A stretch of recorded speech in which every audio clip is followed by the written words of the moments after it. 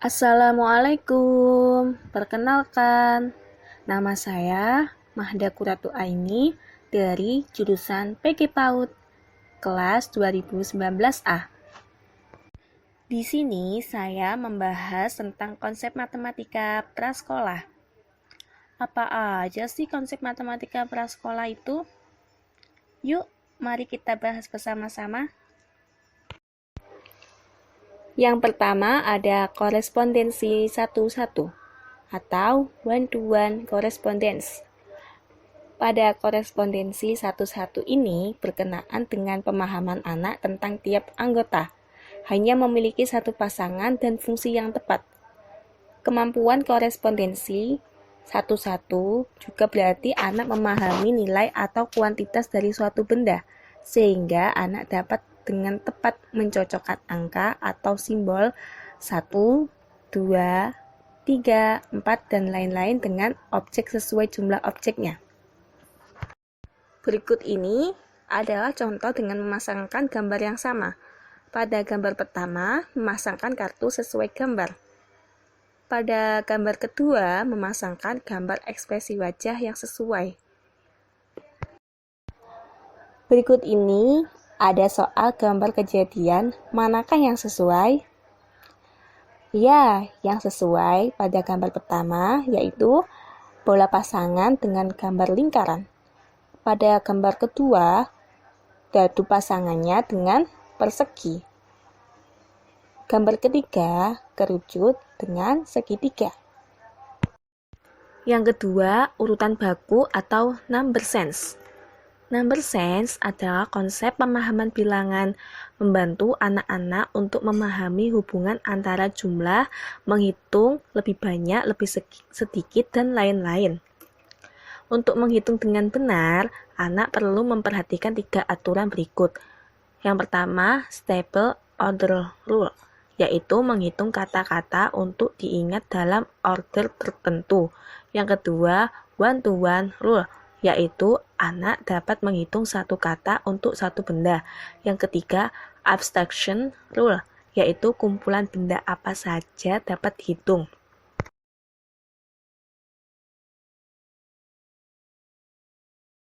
Berikutnya ada contoh kegiatan, yaitu menurut Piaget ada 2 cara mengajarkan berhitung pada anak. Yang pertama, count in sequence, dan yang kedua, count in sets of number. Cara kedua, pada count in sets of number, lebih mudah dipahami anak, karena 2 adalah 1 lebih 1, 3 adalah 2 lebih 1, 4 adalah 3 lebih 1, 5 adalah 4 lebih 1, dan seterusnya. Jadi, pada awalnya, ajarkan anak menghitung secara berurutan. Misalnya, dari kiri ke kanan, atau dari atas ke bawah. Setelah itu, baru diajarkan dengan cara acak, yang memiliki kesulitan lebih tinggi. Anak perlu menguasai arah dengan baik. Berikutnya, contoh media bermain, yaitu konsep more or less. Dadu bertuliskan 1 more, 2 more, 1 less. Anak melemparkan dadu. Jika mendapatkan 2 more, maka ia berhak menambah dengan 2 dadu lagi. Jika mendapatkan 1 less, maka dadunya harus diambil 1. Yang ketiga, ada bentuk atau shapes. Bentuk juga dikenal sebagai geometri awal.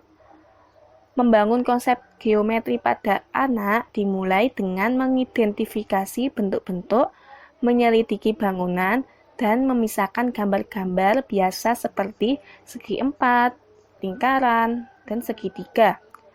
Pada usia ini, anak tidak akan bekerja dengan rumus untuk diameter dan keliling, melainkan dengan mengidentifikasi nama bentuk dasar dan membandingkan, menyortir, mengelompokkan, dan menggambarnya. Berikutnya, contoh gambar bangun datar yang ada di gambar yaitu ada lingkaran, oval, segitiga, persegi, jajar genjang, trapesium. ketupat, dan layang-layang. Yang keempat, ada spatial sense atau ruang. Ruang atau space adalah kemampuan untuk menempatkan item di ruang atau tempat yang benar menggunakan desain atau pola logis. Spatial sense merupakan perasaan intuitif terhadap sekeliling anak dan benda-benda yang ada di dalamnya. Pengetahuan visi anak tentang ruang yaitu yang pertama menggapai mainan gantungan, yang kedua memasukkan bola-bola ke dalam suatu wadah sampai tidak ada bola lagi yang dapat masuk ke dalamnya. Yang ketiga memandang ibunya dari sudut yang berbeda, dari depan, samping, dan sebagainya. Untuk mengembangkan spatial sense, anak harus memiliki banyak pengalaman yang berfokus pada hubungan-hubungan geometri, arah, orientasi, sudut pandang, benda dalam ruang, bentuk-bentuk dan ukuran relatif suatu benda, dan bagaimana perubahan dalam bentuk berhubungan dengan perubahan dalam ukuran.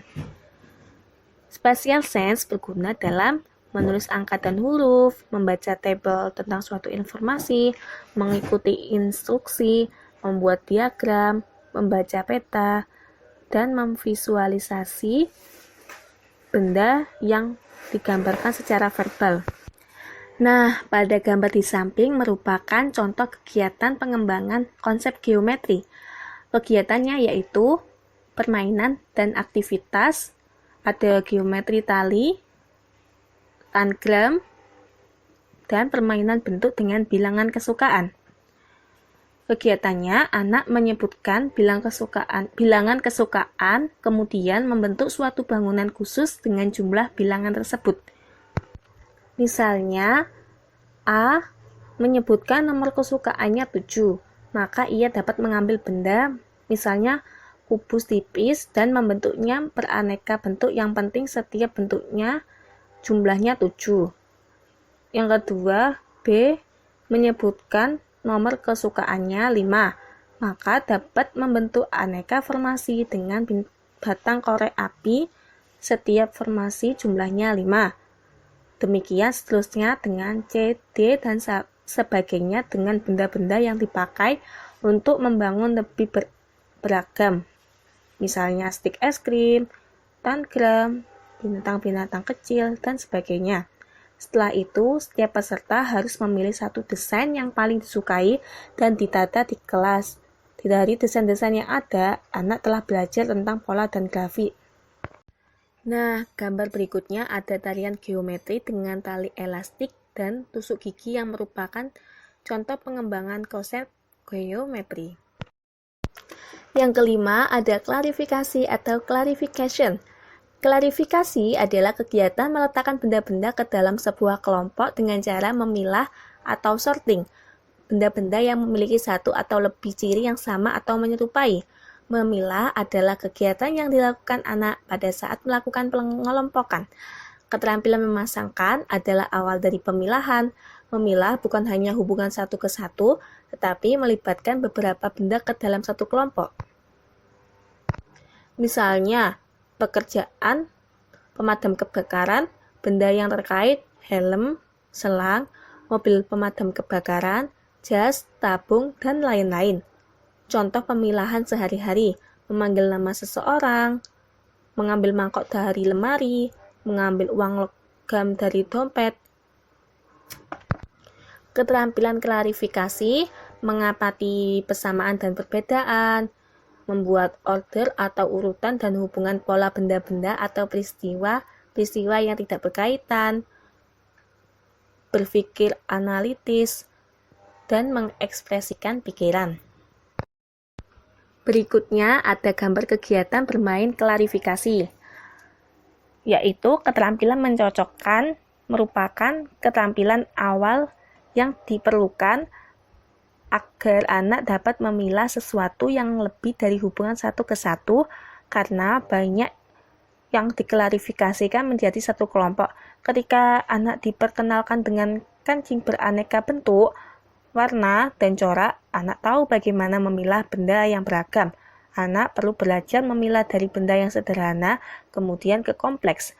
Anak yang bisa melakukan pemilahan dengan baik akan lebih mudah dalam berpikir, dalam memilah diberi keterampilan berpikir dan analisis serta fleksibilitas dalam berpikir. Ketika anak menghadapi masalah, maka ia akan memiliki kelenturan atau fleksibel sehingga lebih mudah menghadapi segala sesuatu. Yang keenam, urutan atau ordering. Mengurutkan yaitu proses membandingkan lebih dari dua benda atau sekelompok benda. Tujuannya menempatkan benda dalam deretan tertentu menurut aturan yang diinginkan. Ada 4 tipe ordering atau seriasi, yaitu urutan melalui ukuran bunyi posisi, kedua bilangan ordering seperti ke-1, kedua, ketiga, dan sebagainya. Ketiga, meletakkan sejumlah benda yang berbeda mulai dari yang paling sedikit sampai yang paling banyak. Dan yang terakhir, pasangan 1 ke 1 antara dua benda-benda yang berhubungan atau double seriasi.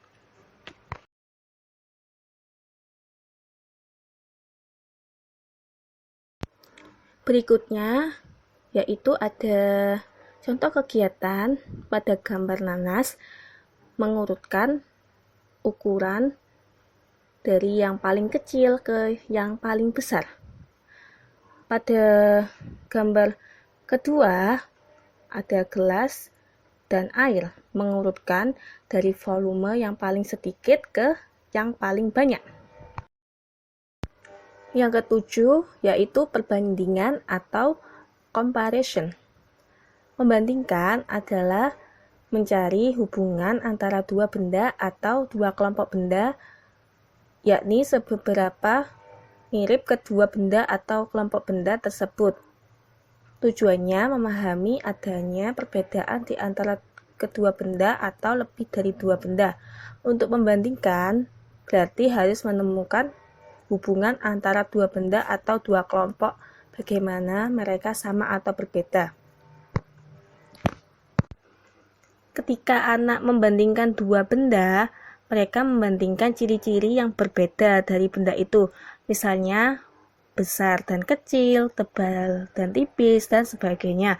Karena itu, membandingkan dua benda sesungguhnya membuat pengukuran informal. Membandingkan dua kelompok benda melibatkan pengertian lebih banyak atau lebih sedikit, misalnya lebih banyak teddy bear daripada teddy bear biru. Anak juga bisa membandingkan dua kelompok benda-benda yang dimulai dengan yang pertama lebih banyak atau lebih sedikit, atau membandingkan jumlah hanya dengan melihat saja tanpa menghitung. Yang kedua lebih banyak atau lebih sedikit, atau membandingkan menggunakan hubungan 1 ke 1. Yang ketiga, berapa lagi agar jumlahnya sama. Yang keempat, lebih banyak atau lebih sedikit, atau memutuskan berapa banyak lagi atau berapa kurangnya. Selanjutnya, ada contoh pada kegiatan membandingkan. Pada gambar pertama, membandingkan dua benda yang jenisnya sama tetapi ukurannya yang berbeda.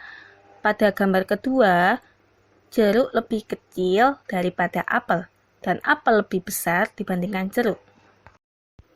Yang kedelapan ada pola atau patterning. Pola adalah kemampuan untuk menempatkan item dalam urutan tertentu yang berulang. Tipe-tipe pola ada beberapa macam, yaitu yang pertama pola berulang. Pola berulang yaitu mulai dengan pola AB, kemudian dilanjutkan ke pola AAB atau ABB, ABC, dan sebagainya. Yang kedua, pola bertumbuh. Misalnya AB, ABB, ABBB, ABBBBB, dan sebagainya. Yang ketiga, pola berhubungan. Contohnya 1 anak 2 mata, 2 anak 4 mata, 3 anak jadi 6 mata, dan sebagainya. Selanjutnya yaitu ada contoh kegiatan membuat pola pom-pom dalam pola AB, kuning biru, kuning biru. Yang kesembilan, menghitung atau counting. Tahap awal menghitung pada anak adalah menghitung melalui hafalan atau membilang. Contoh kegiatannya, orang tua dapat mengembangkan kemampuan ini melalui kegiatan menyanyi, permainan jari, dan lain-lain yang menggunakan angka. Berikut ini contoh gambar mengajarkan teknik berhitung menggunakan jari. Jari sebagai model dari benda nyata yang ada di tubuh kita yang akan digunakan sebagai alat bantu untuk melakukan operasi berhitung. Teknik mengajarkan kuantitas dengan jari. Berikut ini ada soal untuk menghitung benda. Kerjakan soal yang ada di gambar. Berapakah total pengurangannya? Pada gambar pertama, jari ada 5. Dipisahkan 2 jari, jadi sisanya ada 3 jari. Pada gambar kedua, ada 6 jari. Dipisahkan 2 jari, jadi sisanya ada 4 jari. Yang ke-10, pengukuran. Pengukuran yaitu menggunakan nilai angka atau mengukur benda fisik maupun non-fisik. Pengukuran fisik yang pertama, panjang dan tinggi. Yang kedua, luas area. Yang ketiga, kapasitas dan volume. Yang keempat, berat dan massa. Untuk pengukuran non-fisik, yang pertama, waktu. Kedua, suhu. Ketiga, uang. Ketika anak mempunyai kesempatan untuk pengalaman-pengalaman langsung untuk mengukur, menimbang, dan membandingkan ukuran benda-benda, mereka belajar konsep pengukuran. Melalui pengalaman ini, anak mengembangkan sebuah dasar kuat dalam konsep-konsep pengukuran. Contoh kegiatan yang bisa dilakukan orang tua untuk mengembangkan pengukuran pada anak. Yang pertama, mengajak anak mengukur panjang dan lebar mainan menggunakan balok unit. Yang kedua, mengajak anak menghitung jumlah cangkir berisi pasir yang diperlukan untuk mengisi penuh sebuah ember kecil. Yang ketiga, mengajak anak mengukur karpet menggunakan pita. Untuk kegiatan selanjutnya bisa menggunakan matematika permulaan atau satuan tidak baku seperti jengkal, langkah kaki, 2 tangan direntangkan, dan tali. Dan menggunakan matematika dasar atau satuan baku, 5 jengkal, 4 langkah kaki, 2 tangan direntangkan, dan 3 panjang tali. Selanjutnya ada soal. Mana yang lebih panjang? Ukurlah balok ini dengan menggunakan jengkal. Jawabannya, yang lebih panjang ada pada gambar kedua. Yang ke-11, bagian dan keseluruhan atau parts and wholes. Parts and wholes adalah skill pecahan awal. Pada usia ini, anak-anak mempelajari dasar-dasar suku cadang dan keutuhan. Beberapa contoh di prasekolah. Jika kita mematahkan keseluruhan menjadi 2, kita memiliki 2 bagian dan masing-masing bagian adalah persegi panjang. Kita dapat merobek atau memotong selembar kertas utuh menjadi potongan kecil, menjadi beberapa bagian. Berikutnya, contoh kegiatan pada gambar pertama, yaitu 4 tambah 1, 2 tambah 3, 1 tambah 4. Jawabannya sama, yaitu 5. Untuk gambar kedua, 2 tambah 4, 1 tambah 5. Jawabannya sama, yaitu 6. Untuk gambar ketiga, yaitu 2 tambah 5, 3 tambah 4. Jawabannya sama, yaitu 7. Dan untuk gambar yang di bawah, 3 ditambah 5 ada 8 total bunganya.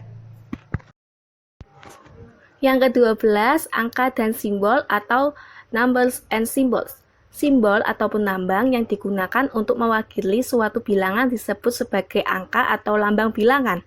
Menyimbolkan merupakan kemampuan dalam membuat simbol atas kuantitas berupa angka atau bilangan, simbol tanda operasi dari sebuah proses perhitungan. Selanjutnya, contoh kegiatan pada gambar ini yaitu pada gambar pertama, yaitu gambar kerucut. ada 1 untuk penulisannya SATU. 1. Selanjutnya ada mobil. Jumlah mobil ada 2 untuk penulisannya DUA. 2. Selanjutnya ada gambar buaya. Jumlah buayanya ada 3 untuk penulisannya TIGA. 3. Selanjutnya ada gambar makanan. Total gambarnya ada 4. Penulisannya EMPAT. 4. Selanjutnya ada gambar bintang.